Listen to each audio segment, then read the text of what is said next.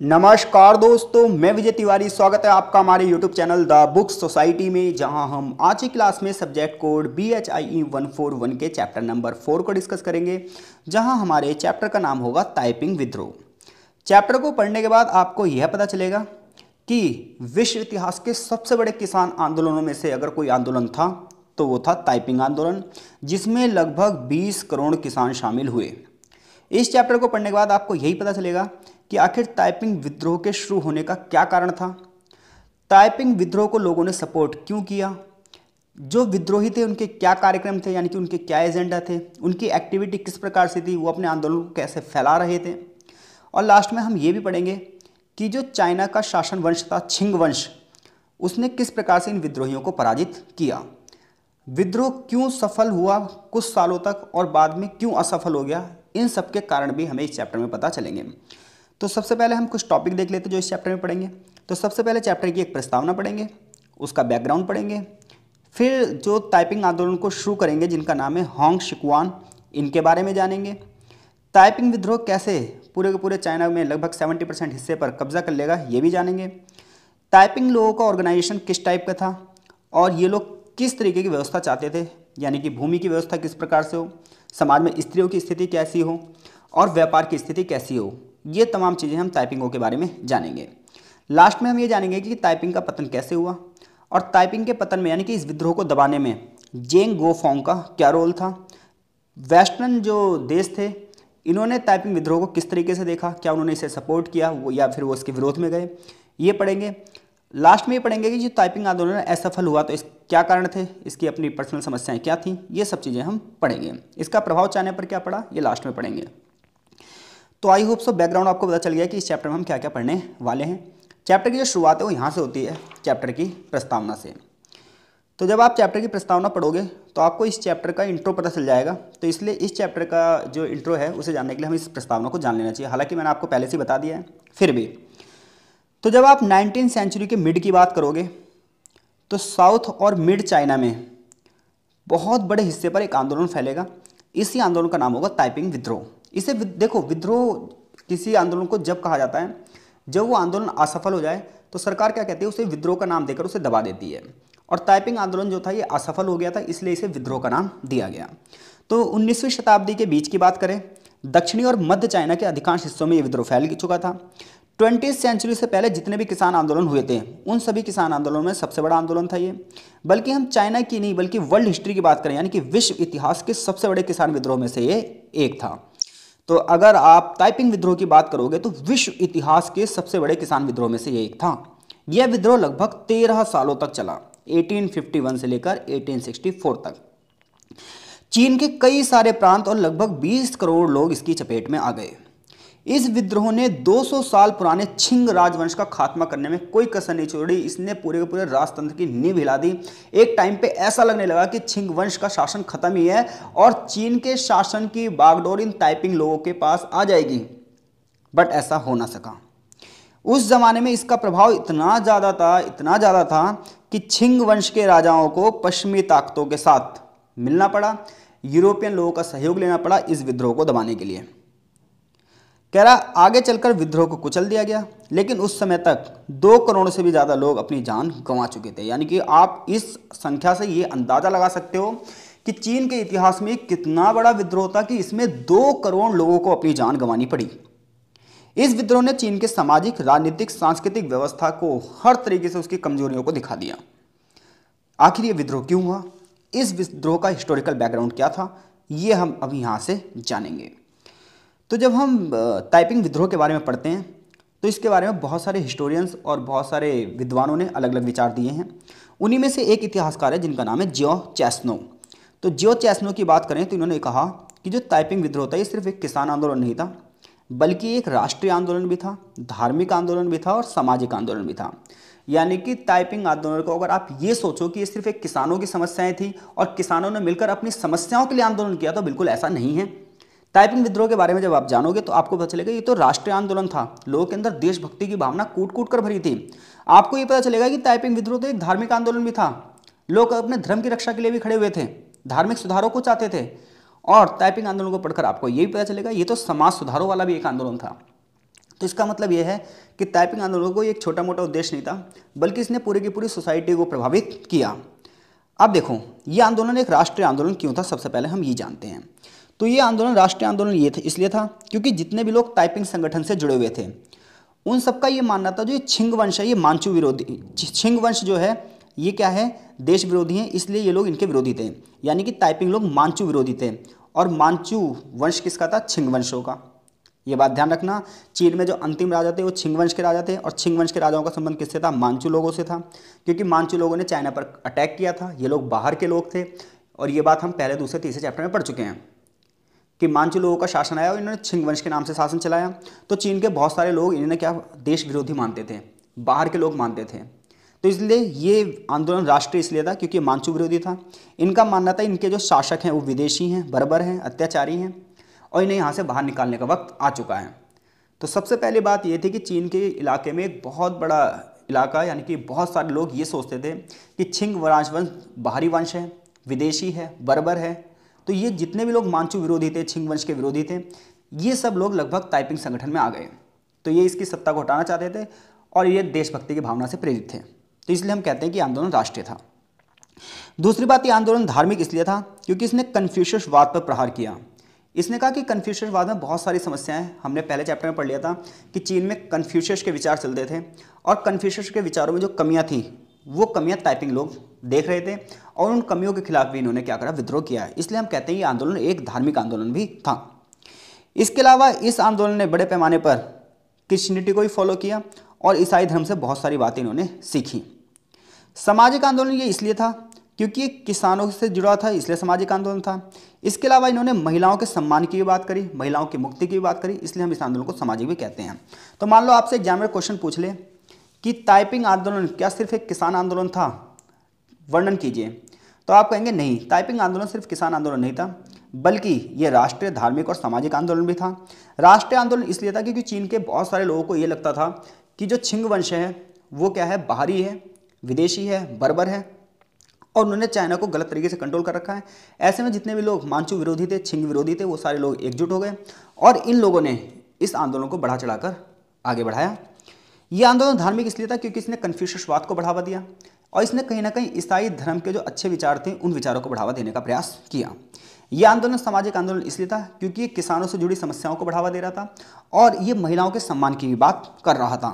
इसलिए हम ये कह सकते हैं कि टाइपिंग आंदोलन सिर्फ किसान आंदोलन नहीं, बल्कि धार्मिक, राजनीतिक और सामाजिक तीनों प्रकार से इसके जो हैं डायमेंशन हमें दिखाई देंगे। तो चलिए देखते हैं कि कैसे आंदोलन एक के बाद एक दूसरी चीज़ों से जुड़ता चला गया। तो देखो, जब आप छिंग वंश की बात करोगे तो छिंग वंश का शासन लगभग 150 साल पुराना हो चुका था। आपने पहले चैप्टर में पढ़ा था कि अगर हम चाइना के वंशों की बात करें तो पहला वंश शांग वंश था और सन 1644 में छिंग राजवंश का शासन आया। यानी कि जो छिंग वंश है ये सत्ता में कब आया, 1644 में, 1644 में। तो इसको शासन करते करते लगभग 150 साल हो चुके थे। और कोई भी शासक जब लंबे समय तक शासन करते रहते हैं तो वो उतनी ज़्यादा उस व्यवस्था पर जोर नहीं देते जितना उन्हें व्यवस्था पर जोर देना चाहिए। तो 150 साल पुराना हो चुका था छिंग वंश, लेकिन सामाजिक व्यवस्था, आर्थिक व्यवस्था बहुत ज़्यादा बदतर हो चुकी थी, राजनीतिक व्यवस्था बहुत ज़्यादा बदतर हो चुकी थी। ऐसे में जनता के अंदर असंतोष आ चुका था क्योंकि किसानों की स्थिति बेकार थी, तो इसलिए किसानों में असंतोष आया। प्रशासन बहुत ज़्यादा भ्रष्टाचार को बढ़ावा दे रहा था, अंग्रेज लोगों की घुसपैठ हो चुकी थी। तो ऐसे में प्राकृतिक विपदाएं यानी कि नेचुरल डिजास्टर जो आ रही थी, तो जब कोई नेचुरल डिजास्टर आती है तो जनता ये सोचती है कि सरकार उसका साथ दे, सरकार लोगों को मुआवजा दे। लेकिन मांचू लोगों ने, छिंग लोगों ने, यानी कि जब मैं मांचू कहूँगा और छिंग कहूँगा तो बात एक ही है, ठीक है, तो मांचू लोगों ने इस तरफ कोई ध्यान नहीं दिया, जिसकी वजह से जनता में और असंतोष आ गया। इसके अलावा ब्रिटेन के लोग, फ्रांस के लोग, अमेरिकन लोग, रशिया के, जर्मनी के, जापान के, ये सब लोग चाइना में आ रहे थे और छिंग शासक जो थे वो किसी प्रकार से इन शक्तियों को रोक पाने में असफल थे। और ऐसे करके जो यूरोपियन शक्तियाँ थी, चाहे वो ब्रिटेन हो, फ्रांस हो, जापान हो, जर्मनी हो, रशिया हो, जिनके बारे में हमने पिछले चैप्टर में पढ़ा भी था, ये धीरे धीरे करके चीन के थोड़े थोड़े हिस्सों को कंट्रोल करने लग जाएंगे। तो ऐसे में चीन की जनता ये सोचेगी, यार ये हमारे राजा कैसे हैं जो इन विदेशी शक्तियों को रोक नहीं पा रहे हैं। ऐसे में लोगों के अंदर देशभक्ति की भावना आने लगी और ये लोग इकट्ठे हो गए। तो छिंग राजवंश 150 सालों से भी ज़्यादा पुराना हो गया था।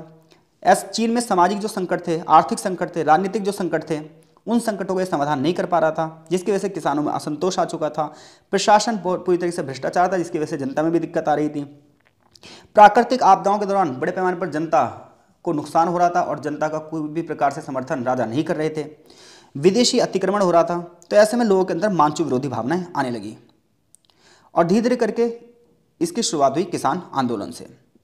19वीं सेंचुरी की बात करें, यानी कि जिस समय छिंग राजवंश लगभग 150 साल हो चुके हैं, उस समय तक अगर हम आम आदमी की ज़िंदगी की बात करें चीन में, तो बहुत कठिन हो चुकी थी, महंगाई बहुत ज़्यादा बढ़ चुकी थी, खासतौर पर साउथ चाइना सी में। तो साउथ सी बोल रहा हूँ, सॉरी, साउथ चाइना में, यानी कि दक्षिण चीन में स्थिति सबसे ज़्यादा बदतर थी, क्योंकि अफीम युद्ध के बाद सबसे ज़्यादा जो प्रभावित हुआ था क्षेत्र, वो यही क्षेत्र प्रभावित हुआ था। तो अगर दक्षिण चीन की बात करो तो दक्षिण चीन अफीम युद्ध से इसलिए प्रभावित हुआ क्योंकि पहले पता क्या होता था, अफीम व्यापार साउथ चाइना से होता था, लेकिन अफीम युद्ध के बाद ये व्यापार नॉर्थ चाइना से होने लगा। तो साउथ चाइना से जब ये व्यापार नॉर्थ चाइना में चला गया तो साउथ चाइना के लोगों का रोजगार चला गया, वहाँ पर दिक्कतें आने लगी, वहाँ पर तनाव बन गए, अराजकता फैल गई, हिंसा फैल गई। तो साउथ चाइना में चीज़ बहुत ज़्यादा विस्फोटक हो गई। खासतौर पर साउथ चाइना के 2 शहर थे, एक का नाम था गुआंगशी और एक का नाम था गुआंगडोंग। इसके अलावा जो मानचू राजा थे, इनका ना कंट्रोल भी ज़्यादा साउथ चाइना पर नहीं था, यानी कि ताइपिंग विद्रोह की शुरुआत कहाँ से होती है, साउथ चाइना से। और जो मानचू राजा थे, इनका साउथ चाइना पर ज़्यादा कंट्रोल भी नहीं था। जब 1644 में छिंग राजवंश के राजा आए तो उन्होंने लगभग पूरे चीन को कंट्रोल कर लिया था, लेकिन साउथ चाइना जब भी ये कंट्रोल नहीं कर पाए थे। साउथ चाइना को उन्होंने सबसे लास्ट में कंट्रोल किया, लेकिन क्योंकि यहाँ का इलाका पहाड़ी था, बंजर इलाका था, तो उन्होंने इस तरफ ज़्यादा ध्यान भी नहीं दिया। पुलिस और प्रशासन ने भी यहाँ की तरफ ज़्यादा ध्यान नहीं दिया। तो ऐसे में क्या हुआ, साउथ चाइना के लोगों ने अपनी डिमांड के लिए अपना एक ग्रुप बनाया और इस ग्रुप का नाम था तियान दी हुई। ये एक गुप्त संगठन था जो साउथ चाइना के लोगों की समस्याओं का समाधान करना चाहता था।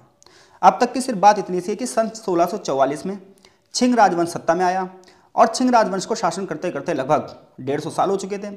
छिंग राजवंश की बात करें तो इन्होंने नॉर्थ चाइना को तो अच्छे से कंट्रोल में कर रखा था, बट साउथ चाइना को अच्छे से कंट्रोल में नहीं कर पाए। परिणाम ये हुआ कि सामाजिक समस्याएं, आर्थिक समस्याएं, राजनीतिक समस्याएं, गरीबी, बेरोजगारी, भुखमरी, ऐसे संकट समाज में आने लगे। नेचुरल डिजास्टर आई, प्राकृतिक आपदाएं आई, तो लोगों को किसी प्रकार से सरकार का सपोर्ट नहीं मिला। परिणाम ये हुआ कि लोगों ने अपने एक छोटे छोटे संगठन बनाने शुरू कर दिए ताकि वो राजतंत्र के खिलाफ आवाज़ उठा सके, और उन्हीं संगठनों में से एक था तियान दी हुई। यहाँ तक कोई दिक्कत नहीं है। तो जैसे कि मैंने बताया, साउथ चाइना में एक जगह थी गुआंगडोंग और एक थी गुआंगशी। यहाँ से तनाव शुरू होता है। तनाव इसलिए शुरू होता है क्योंकि यहाँ पर 2 टाइप के लोग रहते हैं, एक रहते हैं हक्का लोग और रहते हैं बेंदी। जो बेंदी लोग हैं, यानी कि जो मूल बाशिंदे हैं, ये यहाँ के ओरिजिनल बंदे थे, नेटिव पीपल थे, जो यहाँ पर ही लंबे समय तक रहते चले आ रहे थे। हक्का लोग जो थे ये बाद में आए थे यहाँ पर और उन्होंने इस जगह को पूरी तरीके से कंट्रोल कर लिया था। तो इसी वजह से हक्का और बेंदियों के बीच में लगातार लड़ाइयाँ होती रहती थी। तो हक्का वर्सेस बेंदी, ये यहाँ पर विस्फोटक माहौल चलता रहता था।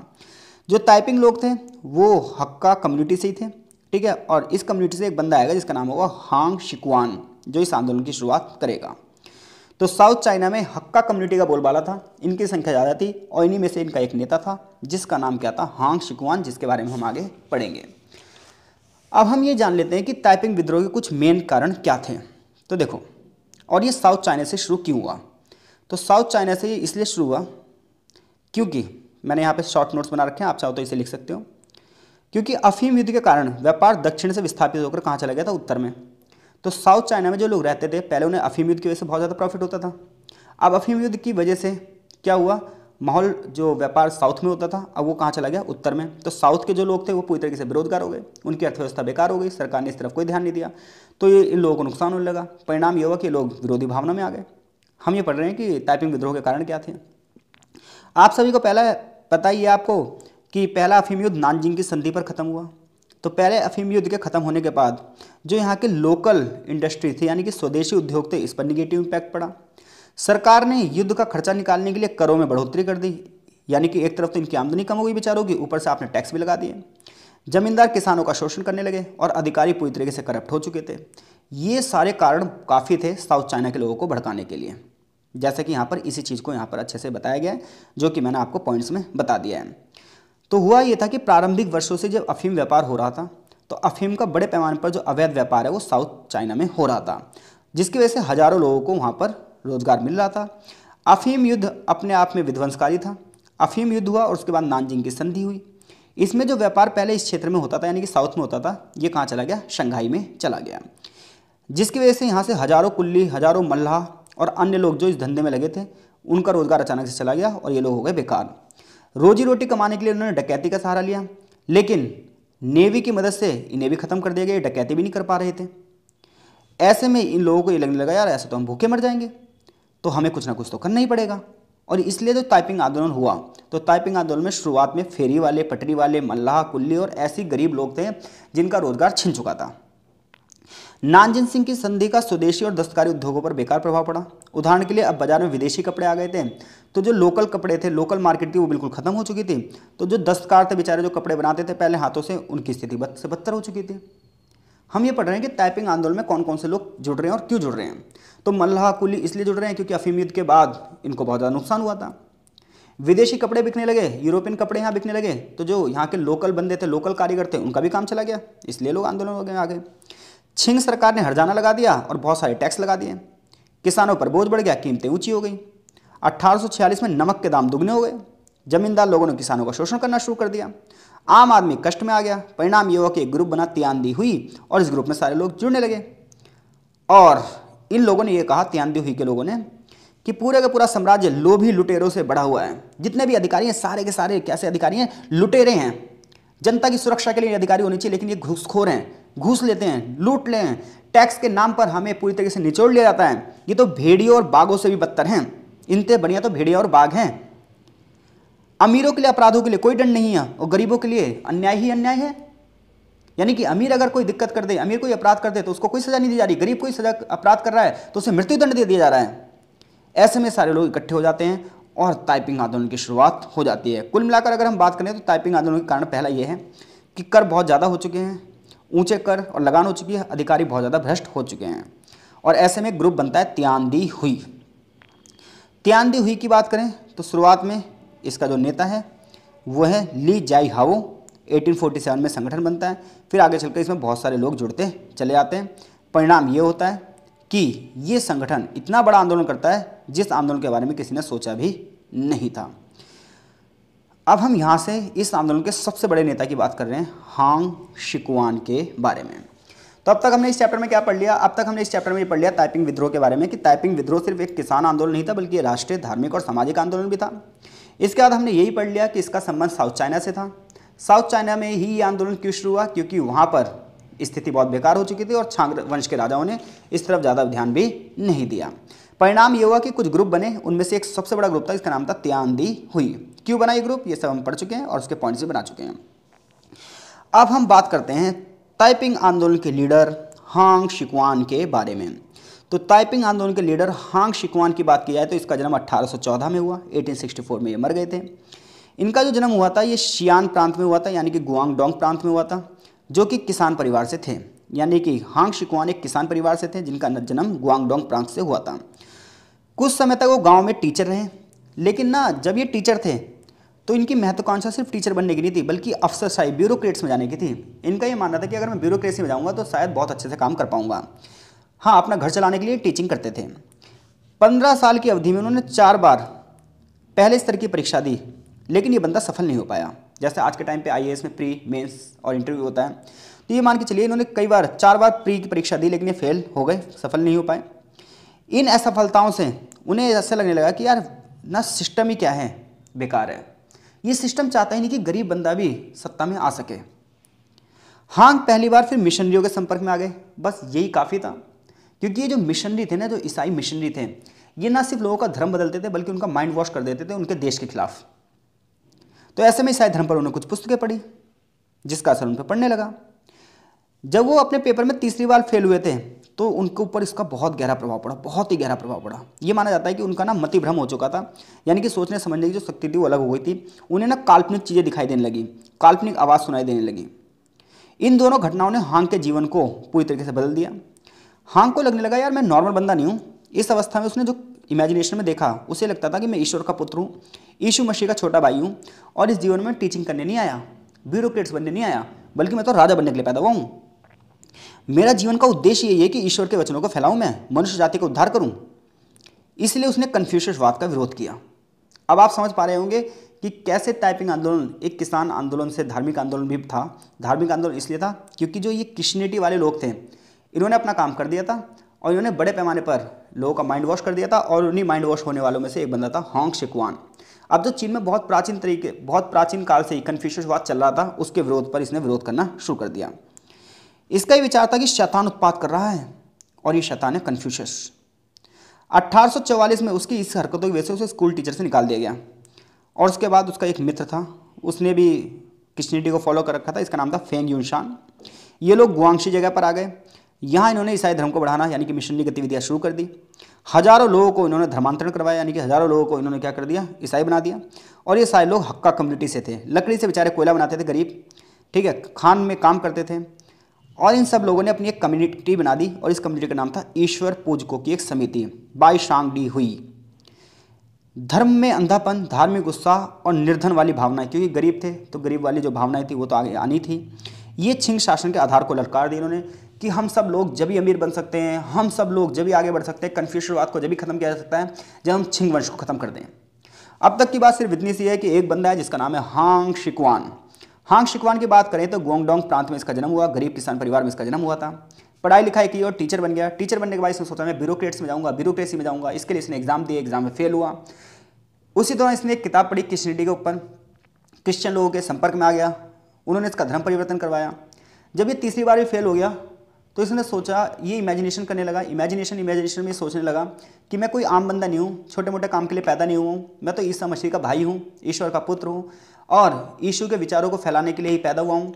और इसके लिए इन्होंने अपना काम करना शुरू कर दिया और इन्होंने कन्फ्यूशनवाद का विरोध करना शुरू कर दिया। इन्हें स्कूल से जब निकाल दिया गया टीचर की नौकरी से तो ये अपने दोस्त के साथ दूसरे गांव में आ गए और वहाँ पे हजारों लोगों को इन्होंने धर्मांतरित करवाया जो कि हक्का कम्युनिटी के लोग थे। ये सारे के सारे लोग गरीब थे बेचारे, कोयला बनाने वाले लोग थे। तो धर्म उन्हीं लोगों पर प्रभाव करता है जो पहले गरीब हो, दूसरी बात अनपढ़ हो, क्योंकि अनपढ़ लोगों का और गरीब लोगों का माइंड वॉश करना बहुत ज़्यादा आसान होता है। एक बार को हम गरीब हैं कोई दिक्कत नहीं है, लेकिन अगर हम अनपढ़ हैं तो दिक्कत है, सोचने समझने की हमारी क्षमता नहीं है तो दिक्कत है। तो जब भी किसी का धर्म परिवर्तित करवाया जाता है, समाज परिवर्तित करवाया जाता है, किसी को देश के विरोध में भड़काया जाता है, इंडिया में रहकर ही या चाइना में रहकर ही कोई बंदा उस देश के विरोध में आ जाए, यानी कि चाइना का कोई बंदा चाइना के विरोध में आ जाए, इंडिया का कोई बंदा इंडिया के विरोध में ही आ जाए, तो इसका मतलब ये है कि वो अशिक्षित है, वो अनपढ़ है, उसका माइंड वॉश कर दिया गया है। सेम हांग शिकवान का माइंड वॉश हो गया, उसने कई सारे लोगों का माइंड वॉश कर दिया। परिणाम ये हुआ कि हांग ने कर दी क्रांति और इस क्रांति में 2 करोड़ लोग आगे चलकर मारे जाएंगे। हांग ने अपने विचारों को बढ़ावा देने के लिए बहुत सारे लेख लिखे, बहुत सारी कविताएं लिखी। जैसे उसके कुछ किताबें का नाम है उद्धार के सिद्धांत, विश्व जागरण के सिद्धांत, विश्व उद्बोधन के सिद्धांत। इसी प्रकार से उसके लेखन की अगर हम बात करें तो कुछ उसके फेमस डायलॉग रहे हैं जो उसकी किताबों में हैं। जैसे उसने लिखा है कि स्वर्ग तले सभी एक ही समान हैं, स्वर्ग के तले सभी लोगों का पिता एक ही है, सब लोग एक ही परिवार के हैं। तो सम्राट क्यों अपनी शक्ति अपने हाथों में रखता है, क्यों वो गरीबों का हक खाता है, क्यों वो गरीबों को सताता है। विश्व को आगे बढ़ाने के लिए, विश्व में उसने जागरूकता लाने के लिए ये कहा कि नर्क का शैतान है राजा, एक दानव है, राक्षस है, ये हमारा उत्पीड़न कर रहा है और छिंग वंश है वो, इसलिए हमें खत्म करना पड़ेगा। हमें विद्रोह क्यों करना पड़ेगा, हमें लोगों ने कहा हम विद्रोह क्यों करें छिंग राजा के खिलाफ, तो इसने कहा छिंग राजा के खिलाफ हम विद्रोह इसलिए करेंगे क्योंकि वो शैतान है, नर्क का शैतान है, राक्षस है, दानव है, हमारा उत्पीड़न कर रहा है, इसलिए हमें उसका विद्रोह करना होगा। अपनी एक कविता में तो उसने दानवों को जीतने और गद्दारों का दमन करने वाला अपने आप को बता दिया कि हम लोग इसलिए पैदा हुए हैं कि हम गद्दारों का दमन करें, गद्दारों को खत्म कर दें, दानवों को जीत लें। 3 फुट तलवार धारण करके शक्तिशाली पर्वतों नदियों को जीतने के लिए निकल लेगा वो। और इस तरीके से उसकी एक कविता भी है कि 3 फुट तलवार धारण किए शक्तिशाली पर्वतों और नदियों को जीतने के लिए 4 समुद्रों के भीतर हर घर में जगह है, आओ हम खुशी और हर्ष का एक प्याला पिएं। सभी राक्षसों और शैतानों को हम पकड़ लेंगे, उन्हें नरक में डाल देंगे, गद्दार और खून चूसने वालों को सबको दबा दिया जाएगा, स्वर्ग के जाल में सब पकड़े जाएंगे। हमारी भूमि पूर्व पश्चिम उत्तर दक्षिण मजबूती से मजबूत होगी, सूरज चांद सितारे सभी विजय गान गाएंगे, बाघ गरजेंगे, ड्रैगन गुर्राएंगे, जो स्वर्ग और जमीन को रोशन करते हैं, जहां शांति शासन करती है अनंत सुख का शासन होगा। ऐसी तमाम कविताएं लिखी, यानी कि लोगों को कविताओं के माध्यम से, मोटिवेशनल स्पीच के माध्यम से बड़े पैमाने पर लोगों को इकट्ठा कर लिया गया और 11 जनवरी 1851 को फाइनली ये घोषणा कर दी गई कि सब लोग टाइपिंग के साथ जुड़ जाएं, हम करने वाले हैं एक आंदोलन, और ये आंदोलन जब तक चलता रहेगा जब तक हम पूरी की पूरी सत्ता को खत्म ना कर दें और हमारी सत्ता ना आ जाए। तो मैं आशा करता हूँ यहाँ तक चीज़ें आपको बिल्कुल अच्छे से समझ में आ रही होंगी। अब तक सिर्फ हमने यह पढ़ा है आखिर दक्षिण चीन के लोगों में असंतोष की भावना क्यों आ रही है, उसका कारण था अफीम युद्ध। फिर हमने यही पढ़ा कि हांग शिकवान आखिर कैसे एक छिंग विरोधी भावनाओं में आ गया, जिसका प्रमुख कारण ये था कि वो क्रिश्चियनिटी कम्युनिटी में आ चुका था। अब हम ये बात करने जा रहे हैं कि ताइपिंग विद्रोह किस प्रकार से पूरे चीन में फैलता जाएगा और किस प्रकार से लोगों को अपनी गिरफ्त में लेता जाएगा। तो कह रहा है शुरुआत में विद्रोहियों और छिंग सेनाओं के बीच में एक छोटी सी झड़प हुई और इस झड़प में क्या हुआ, छिंग सेना के लोग हार गए और विद्रोही जीत गए और यहीं से ये विद्रोह एक बड़ा विद्रोह हो गया। छिंग सेनाओं को हराया गया, जमींदारों को खत्म कर दिया गया, क्योंकि ताइपिंग विद्रोह तो अपने आप में सामाजिक राजनीतिक व्यवस्था के खिलाफ चल रहा था। तो देखो ये सिर्फ एक किसान आंदोलन नहीं था, बल्कि ये पूरी की पूरी सामाजिक व्यवस्था को बदलना चाहता था, पूरी पूरी राजनीतिक व्यवस्था को बदलना चाहता था। इसलिए जब इन्होंने क्या करा, आंदोलन शुरू करा, तो इनके सामने जो आया उससे युद्ध तक करने के लिए तैयार हो गए। ऐसे में जब छिंग सेना इन्हें हराने के लिए आई, इन्होंने सोचा इस विद्रोह को यहीं कुचल दिया जाए, तो इन्होंने छिंग सेना को ही पीट दिया। जो जमींदार इनके खिलाफ आए उन जमींदारों को इन्होंने छुट्टी कर दी। और क्योंकि ये अपना एक ख्याल बना चुके थे कि हमें पूरी की पूरी सत्ता चाहिए, हम नए चीन के राजा होंगे, हम नए चीन की सामाजिक व्यवस्था को तय करेंगे, हम नए चीन की राजनीतिक व्यवस्था को तय करेंगे। तो अगर हम बात करें, हम यहाँ पर यही बात करेंगे कि ताइपिंग लोगों की विजय कैसे हुई, वो उनके कार्यक्रम क्या थे। उन्होंने इस अभियान में एक ग्रुप बनाया था जिसका नाम था तियान दी हुई। ऐसी एक नेता था जिसका नाम था सुसान सियांग। इन नेताओं का इन्हें समर्थन मिला, हर जगह इन्होंने विद्रोह किया, स्वर्गीय राजा की घोषणा हुई और ये लोग दक्षिण से किस ओर बढ़ने लगे, उत्तर की ओर, क्योंकि ताइपिंग विद्रोह कहाँ से शुरू हुआ था, दक्षिण से, और ये किस ओर बढ़ने शुरू हो गए, उत्तर।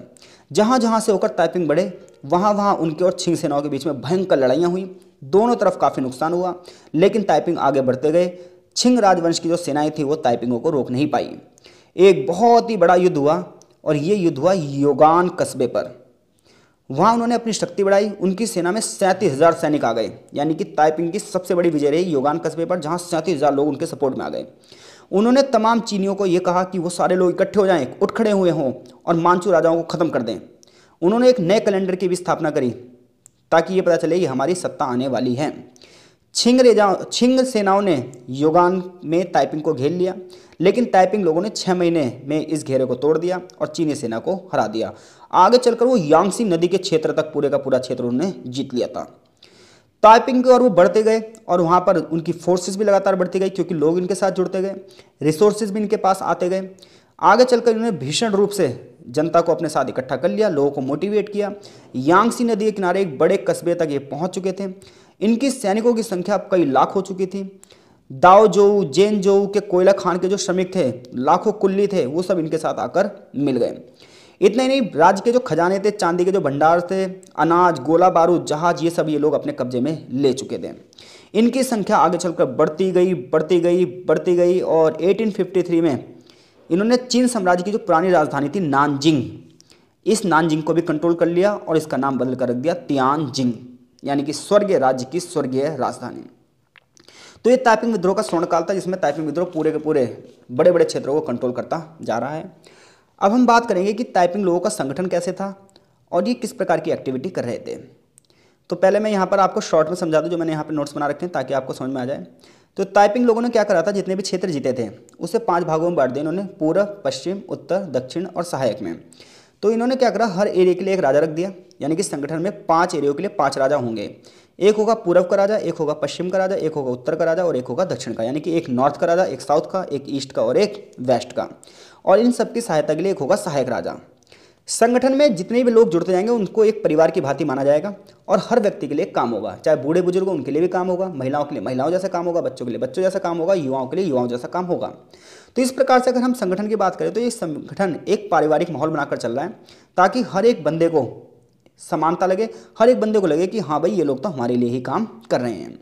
तो ताइपिंग आंदोलन के अगर हम करैक्टर की बात करें तो ये बहुत ही ज़बरदस्त था। विदेशी धर्म को इन लोगों ने अपना रखा था, यानी क्रिश्चियनिटी को अपना रखा था।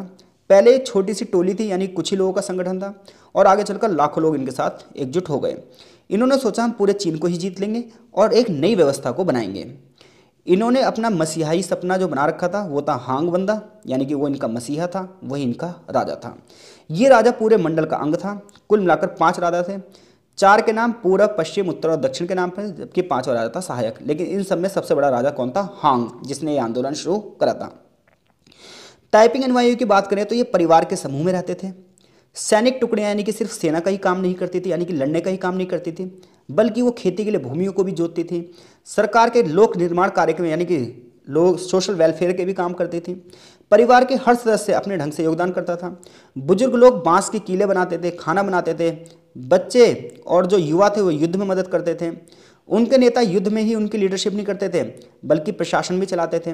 आर्थिक, प्रशासनिक, न्यायिक, सामाजिक, धार्मिक कार्यक्रम सब करते थे। यानी किसी बंदे में ये नहीं था कि हम ऊंचे हैं और हम नीचे हैं, सब लोग बराबर बराबर के काम करते थे जिसे जो काम दिया जाता था। इस प्रकार से हम कह सकते हैं कि ये संगठन एक परिवार की तरह काम कर रहा था। और टाइपिंग में जोर इसी बात पर रहता था कि सारा लाभ जो है, जो मैक्सिमम प्रॉफिट हो, सबको बराबर बराबर मिले, सामुदायिक जीवन जिए। स्त्री और पुरुषों को अलग अलग स्थान देने पर जोर था। सारी संपत्ति को देश की संपत्ति माना जाता था। देशभक्ति की भावना इनके अंदर बहुत ज़्यादा थी। अब हम जैसे कि उनकी भूमि व्यवस्था की बात करेंगे। इन्होंने अपनी भूमि व्यवस्था को एक नाम दिया, तियानचाओ तियानमू जिदू। इसका मतलब यह था कि पूरे के पूरे स्वर्ग की एक ही भूमि है, सारी भूमि पर सभी का मिला जुला स्वामित्व होगा, जितनी भी पैदावार होगी वो सभी के उपयोग के लिए होगी। यानी कि ऐसा नहीं है कि किसी ने ज़्यादा अनाज उगा लिया तो ज़्यादा रख लेगा, किसी का कम अनाज है तो कम रखेगा ना। जितना भी अनाज उगेगा सबको बराबर बराबर बांटा जाएगा, पैदावार सभी के उपयोग के लिए होगी। निजी संपत्ति इन्होंने खत्म कर दी और ये कहा कि सभी लोग अपने यूज़ के लिए सामान रखेंगे और जो एक्स्ट्रा होगा वो राज्य को क्या देंगे, राज्य को दान में दे देंगे। 16 वर्ष से ऊपर का जितने भी स्त्री पुरुष थे सबके लिए खेती के वास्ते एक हिस्सा रखा गया। भूमि का वितरण किया गया, डिस्ट्रीब्यूशन किया गया और इस हिसाब से रखा गया कि सभी को एक जैसी जमीन मिले। ऐसा ना हो किसी को बहुत अच्छी जमीन मिल जाए, किसी को बहुत खराब जमीन मिल जाए, ऐसा ना हो। यानी कोई जमीन को खरीद बेच नहीं सकता था, लेकिन सब अच्छे से काम कर सकते थे। भूमि के सामुदायिक इस्तेमाल के लिए सिद्धांत के लिए सब कुछ नया नहीं था, पहले भी ऐसा हो चुका था, जो के काल में भी ऐसा हो चुका था। उसी चीज़ को इन्होंने पुरानी व्यवस्था को आगे बढ़ाया है। स्त्रियों की व्यवस्था करें तो टाइपिंग सेनाओं में स्त्रियों की बहुत ऊंची भूमिका थी। भूमि व्यवस्था में भी इनकी अच्छी स्थिति थी। स्त्री और पुरुष की समानता की बात करते थे। स्त्रियों को टाइपिंग सेनाओं में जिम्मेदारी वाले पद भी मिले हुए थे। हांग की बहन खुद महिला सिपाहियों की कमान संभालती थी। जवान लड़कियां और युद्ध में मारे गए लोगों की विधवाओं के लिए महिला आवास खोले गए थे। टाइपिंग ने कन्याओं के पांव बांधने वाली प्रथा को खत्म किया, बहु विवाह को खत्म किया और वैश्यावृत्ति को भी खत्म किया। यानी कि महिलाओं को एक सम्मानपूर्वक जिंदगी देना चाहते थे टाइपिंग लोग। इन्होंने कहा जितनी भी जवान लड़कियां हैं, युद्ध में जितने भी लोग मारे गए उनकी विधवाएं हैं, इनके लिए अलग से रहने की व्यवस्था की जाए। इन्होंने बहु विवाह को खत्म किया कि जैसे एक ही बंदा 10-15 शादी कर लेता था, 4-4 शादियाँ कर लेता है, ठीक है, तो ऐसा नहीं होना चाहिए। किसी स्त्री की स्थिति बेकार नहीं होनी चाहिए। वैश्यावृत्ति को इन्होंने खत्म करने की बात करी, समाप्त करने की बात करी। इससे पता चलता है कि ये समाज में कितने ज़्यादा बड़े सुधार चाहते थे। इनका ये कहना था सड़कों पर चलते हुए जब लड़कियां जाती हैं तो आज ये नई सी बात है, आज वो अच्छे अच्छे कपड़े पहन रही हैं और सम्मानीय दिखती हैं। आज वो घोड़े पर सवार हैं, पैदल चल रही हैं। उनके लिए अब कोई ये बड़ी बात नहीं है कि अगर वो युद्ध भी लड़ रही हो तो इस प्रकार से टाइपिंग ने एक नई भूमि व्यवस्था शुरू करी, स्त्रियों के सम्मान की बात करी। और हम व्यापार की बात करेंगे तो टाइपिंग ने हस्तशिल्प उद्योग को बढ़ावा दिया। जो कारीगर बेरोजगार हो गए थे उनको बढ़ावा दिया। ये कहा गया कि वो विशिष्ट कार्यशालाओं में काम करें। ये सब टाइपिंग अधिकारियों की देखरेख में ये प्रयोगशालाएं चलती थीं। तो इस प्रकार से जो उनके लोकल व्यापार थे, जो लोकल कलाएं थी, लोकल आर्ट्स थी, ये उन्होंने शुरू कर दी। जिन लोगों को पहले अफीम युद्ध की वजह से नुकसान हुआ था उन सभी के इन्होंने भरपाई की बात धीरे धीरे करके शुरू कर दी। इस प्रकार से जो हक्का कम्युनिटी थी उनके जीवन में भी चेंज आया और जो लोग टाइपिंग से जुड़ते चले गए उनके जीवन में भी चेंज आया। तो हमने ये पढ़ा अभी तक कि किस प्रकार से टाइपिंग विद्रोह साउथ चाइना से शुरू होता है और नॉर्थ चाइना तक चला जाता है। कई बार छिंग राजवंश की सेनाओं और टाइपिंग किसानों के बीच में लड़ाइयाँ होती हैं, लेकिन इन लड़ाइयों में छिंग राजाओं की हार होती है और एक तरीके से जो टाइपिंग लोग हैं आगे बढ़ते ही जाते हैं, बढ़ते ही जाते हैं, बढ़ते ही जाते हैं। जहाँ शुरुआत में हजारों की संख्या थी वहीं चलकर ये संख्या लाखों की और फिर करोड़ों तक पहुँच गई। इन लोगों ने अपना एक नया सिस्टम शुरू करा जिसमें इनके संगठन में 5 राजा थे, एक पूर्व का राजा, एक पश्चिम का राजा, एक उत्तर का राजा और एक दक्षिण का राजा, और एक था इनका सहायक राजा। संगठन में जितने भी बंदे होंगे वो परिवार की तरह होंगे, फैमिली मेंबर होंगे और सारे लोग फैमिली मेंबर की तरह काम भी करेंगे। बूढ़ा हो, बच्चा हो, स्त्री हो, हर एक बंदे के लिए कुछ काम दिए गए हैं। स्त्रियों की स्थिति सम्मानपूर्वक है और व्यापार और हस्तशिल्प को भी बढ़ावा दिया गया है। तो इस तरीके से टाइपिंग आंदोलन बढ़ता जाएगा। अब हम इस चैप्टर में जो पढ़ेंगे वो ये पढ़ेंगे कि टाइपिंग आंदोलन जब इतना अच्छा बढ़ रहा था, करोड़ों करोड़ लोग इनके साथ थे, तो आखिर टाइपिंग आंदोलन खत्म क्यों हुआ, आखिर वो कौन सी वजह से जिसमें टाइपिंग का पतन कर दिया गया। ये तमाम चीज़ें हम इस चैप्टर के भाग 2 में पढ़ेंगे। आशा है चीज़ें आपको समझ में आ रही होंगी। तो टाइपिंग का पतन कैसे हुआ इस चीज़ को हम इस चैप्टर के भाग 2 में पढ़ेंगे। कमेंट बॉक्स में अपनी प्रतिक्रिया जरूर दें कि चीज़ें आपको समझ में आ रही हैं या नहीं आ रही हैं।